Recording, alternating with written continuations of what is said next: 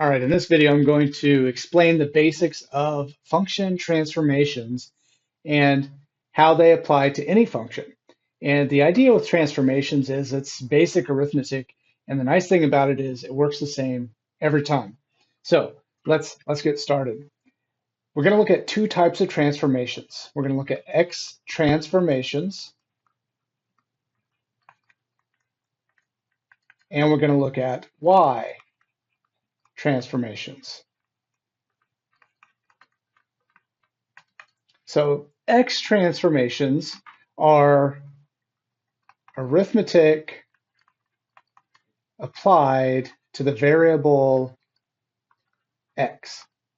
Okay, so arithmetic happening to x.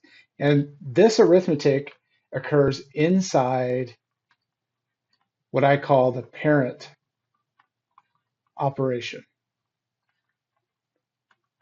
But it happens to x. So x transformations happen to x and they happen inside the parent operation. Y transformations are arithmetic outside the parent operation. When I say arithmetic, what I mean is basic addition, subtraction, multiplication, and division. And so we're gonna get a handle on these. X transformations inside, Y transformations outside. So let's look at some really basic functions here. Let's look at y equals x squared, this parent function. We can generate the xy table for this pretty quickly, from -3 all the way to +3. The y values are 9, 4, 1, 0, 1, 4, and 9. And if we graph this parent function, we get a reference point at 0, 0. Then we got 1, 1, 2, 4, 3, 9. No problem. We get the parabola. We get symmetric points over here. Okay, so there's y equals x squared. What I want to do is compare that to y equals x squared plus 2. Again, we'll make an xy table for now, but what I want you to understand is nothing is happening to x. The plus 2 is happening outside of the square function. So this is going to affect the y's. So we want to see what happens to the y values. So I'm going to keep the x values the same and see what happens to the y values. So if I plug -3 into this function, I get 9 plus 2. If I plug in -2, I get 4 plus 2, 1 plus 2, 0 plus 2, 1 plus 2, 4 plus 2, and 9 plus 2. And you can see now what we've done actually is we've added 2 to the y values. So this plus 2 happening outside simply takes the y values of our parent function and adds 2 to them. Okay? If we graph this, our reference point is not 0, 0 anymore, it's 0, 2. Then we've got 1, 3, 2, 6, and we could keep going, but the right side looks like this. And the left side, if I plot those points, looks like this. And so what this does is it shifts, when you add 2 to the y values, it shifts your graph up 2 because y is up and down. So if we add 2, it moves the graph up 2 units.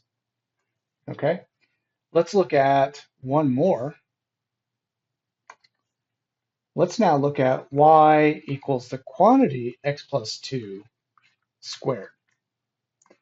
Now you can see that the plus 2 is happening to x inside the parent function, so this is going to affect the x values.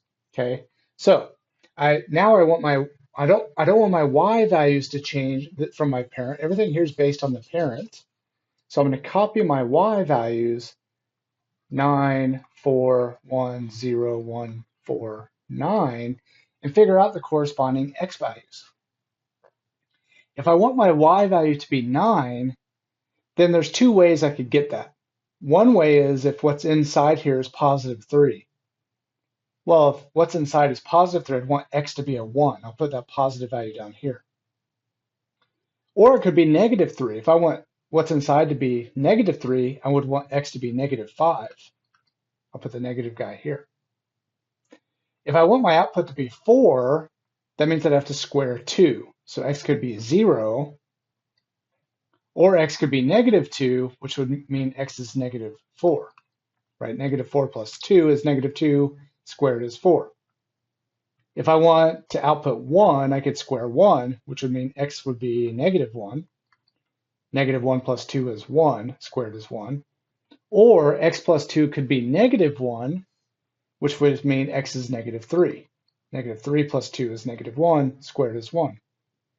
Finally, if I want to output 0, I'd have to plug in negative 2 for x. So if I compare my x values here to the x values I started with, I subtract 2 from the x's, which is interesting because here it looks like you should add 2. But really what happens with x transformations is you have to counter the operation, right? You're keeping the output the same, which means you have to counteract the input to make that happen. So x transformations are always like the opposite operation. Let's take a look at the graph. Our reference point 0, 0 turned into negative 2, 0. So that's over here. And we've got negative 1, 1, 0, 4. So the right side looks like this. The left side is symmetrical and looks like this. So when you subtract 2 from x, what that does to a graph is it shifts it left 2 units. That makes sense because x measures left and right. And if you subtract 2, you're going to be moving everything left 2 units. So addition and subtraction, addition or subtraction result in a shift. It could be up, down for y, left, right for x. Okay, so that's one type of transformation. The y transformations do exactly what they look like. Add 2, okay, you add 2. The x transformations do the inverse operation. So if it's a plus, that means you're really going to subtract on your graph. Okay, let's move on to our next type of transformation. Let's look at the graph of y equals x cubed.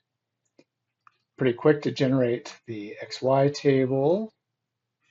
Let's look at negative 2 to positive 2.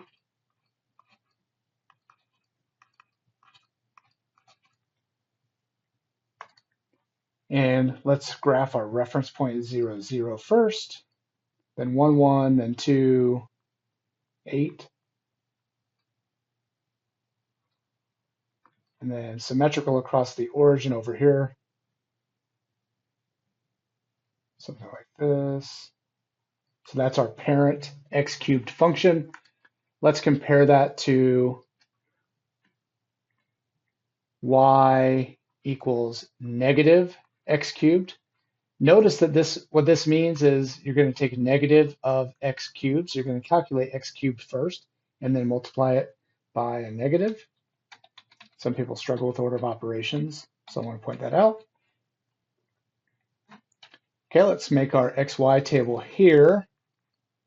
This negative happens outside of the cubing operation. So this negative is going to affect our y values.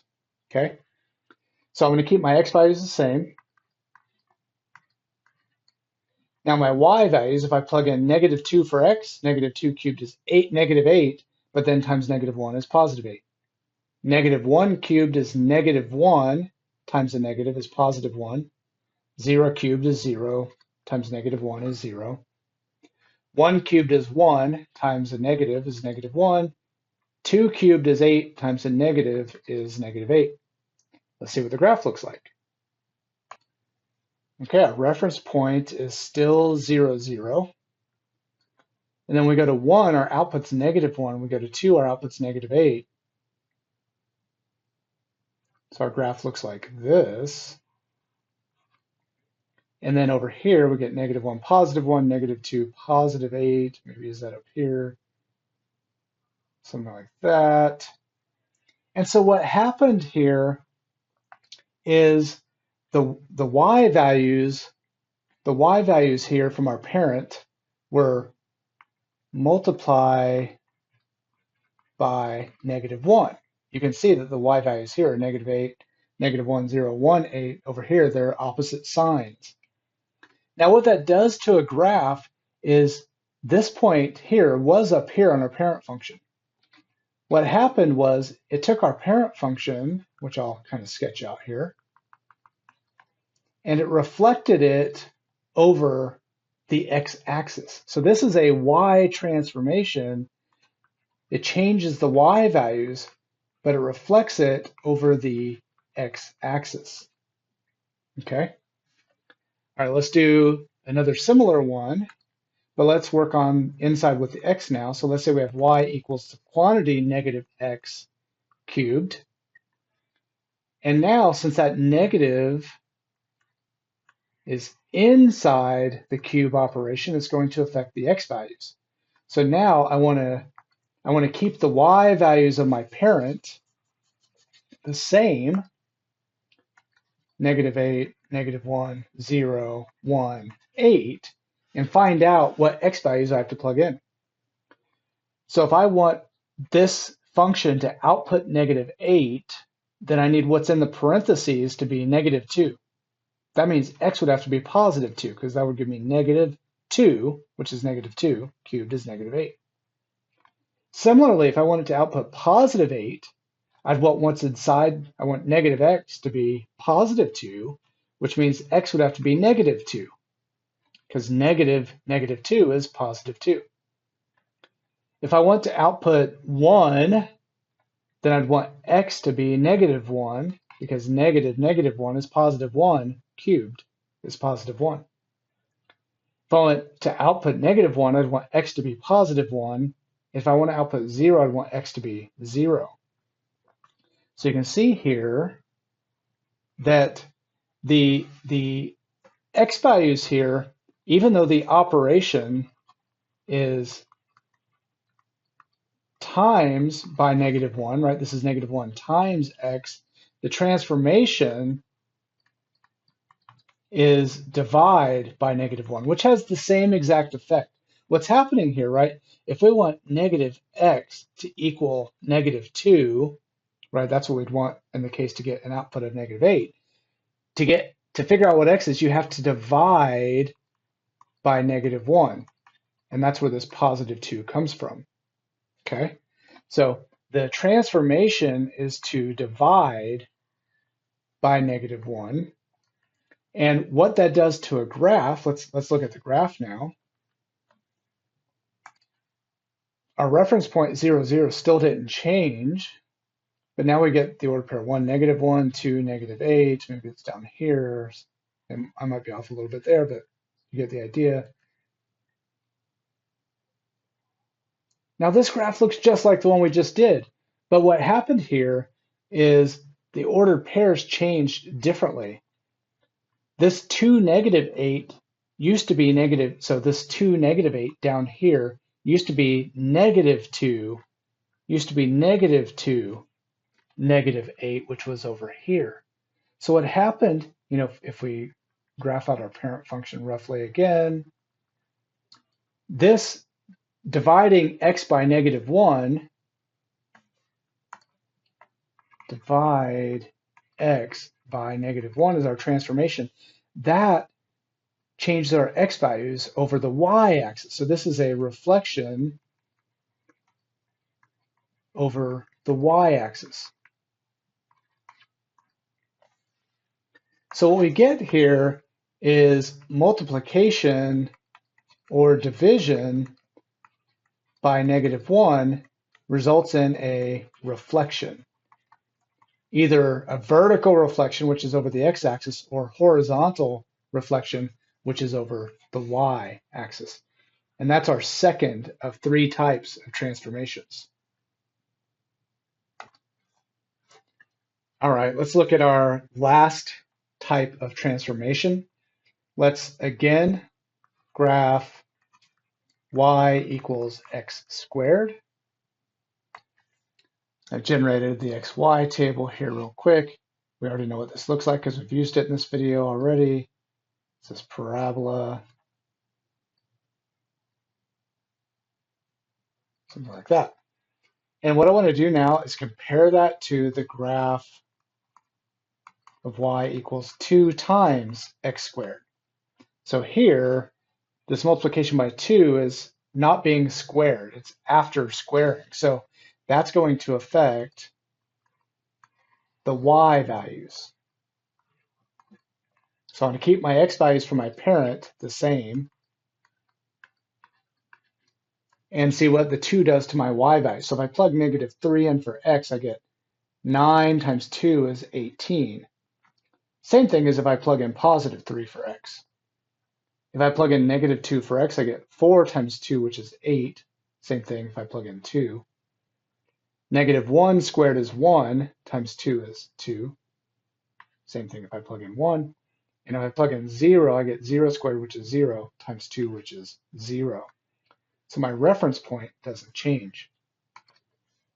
So if I plot 0, 0, and go to 1, my output's now 2.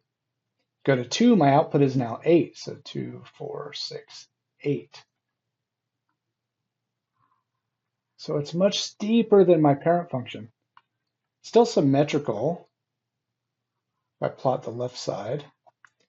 So what's happening here? Well, you'll notice that the y values from our parent are multiplied by 2.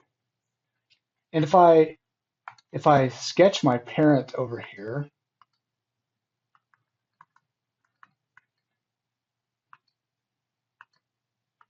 something like this, what happens is this point on my parent was 1 unit high, and now it's 2 units high.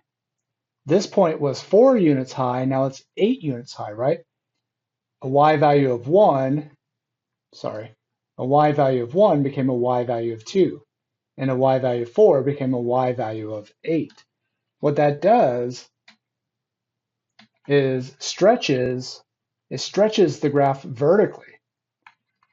So it pulls on it, it tugs it up and down, stretch vertically by a factor of 2 is what multiplication by 2 does.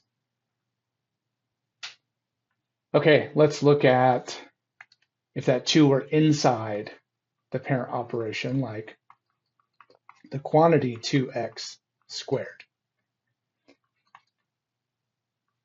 So now what I want to do is I want to keep my y values the same because this is going to affect the x values of my table. So let's go to the parent, keep the y values the same, and see how we could get those. So let's look at 4 first. That's going to be the easiest one. If I want this formula to output 4, well, what do you square to get 4? You could square 2 to get 4, which means x would have to be 1 because 2 times 1 is 2, and 2 squared is 4. Or you could square -2, which means x would be -1. So if you plug in -1, you get 2 times -1, which is -2, squared is 4. Now let's see what happens to get 9. If I want to get 9, what's inside here has to be 3. I want 2x to equal 3, which, before, that my x value was just 3. But now I want 2x to be 3, which means x would be 3/2 or 1.5. So my x value now is half of what it was before. Or I could do -1.5 because 2 times -1.5 is -3 squared is also 9. If I want to get 1, can you see that instead of 1, I'd have to plug in half of 1? Because 0.5 times 2 is 1, which squared is 1. Or instead of -1, I'd plug in negative 0.5, half of that. 2 times negative 0.5 is -1 squared is positive 1. And to get 0, I could just plug in 0 because 2 times 0 is still 0. But this idea right here is the key. Inside our operation is times 2, but our x transformation is divide by 2. So here we take our x values and we divide x by 2. Again, that's in line with doing the inverse operation on x transformations. Let's look at the graph and see what that does to it. So our reference point 0, 0 doesn't change, but now we only go to 0.5 on the x-axis to get an output of 1. So 0.5 is here, 1 is there. And then only to 1 to get an output of 4. And then 1.5 to get 9. Something like this. So the graph is much narrower than our parent function, as you can see. And then we get symmetric points over here.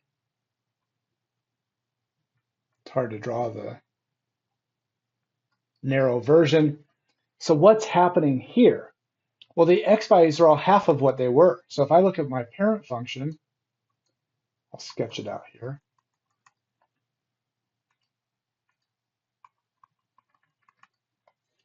Well, this point here is now this point. Its x value changed. Its x value is half of what it was. And this point has an x value our new point is an x value half of what it was. So what's happening is the graph is squeezing towards the y-axis. It's shrinking horizontally. This is a horizontal shrink.